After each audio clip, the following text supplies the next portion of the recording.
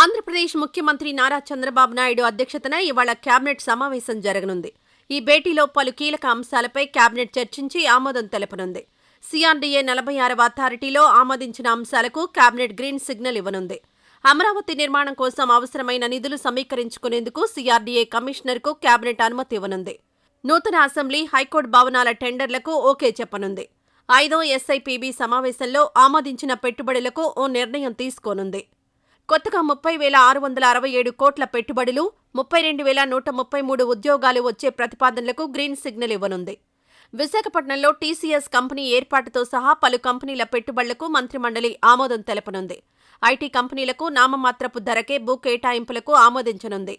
ఉండవల్లి, పెనుమాక రైతులకు జరీబు భూములకు రిటర్నబుల్ ప్లాట్లిచ్చే అంశంపై అథారిటీ తీసుకున్న నిర్ణయానికి కేబినెట్ ఆమోదించనుంది.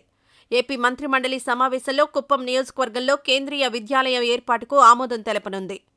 నెల్లూరులో ఏపీ IICకి, విజయనగరం జిల్లాలో గ్రే హౌండ్స్కు, గుంటూరు జిల్లా పత్తిపాడు నియోజకవర్గంలో ESI ఆసుపత్రి ఏర్పాటుకు కేబినెట్లో భూములను కేటాయిస్తూ నిర్ణయం తీసుకునే అవకాశం ఉంది. ముందుగా నాలా ఫీజు రద్దు అంశాన్ని కేబినెట్లో ఈసారి ఉంచాలని మంత్రిమండలి భావించింది. అయితే ఆ శాఖను చూసే special chief secretary RP Sisodia బదిలీ కావడంతో ఈసారి కేబినెట్లో ఈ అంశంపై చర్చించే అవకాశం ఉండకపోవచ్చని సమాచారం. ఈ వీడియో నచ్చితే లైక్ చేయండి. అలాగే మా ఛానల్ ని ఫస్ట్ టైం కనుక చూస్తున్నట్టయితే ఇప్పుడే సబ్స్క్రైబ్ చేసుకుని పక్కనే ఉన్న గంట సింబల్ ని యాక్టివేట్ చేసుకోండి. అప్పుడే మేము పెట్టే ప్రతి వీడియో మీకు నోటిఫికేషన్ గా వస్తుంది. అలాగే ఈ వీడియో పూర్తిగా చూసినందుకు ధన్యవాదాలు.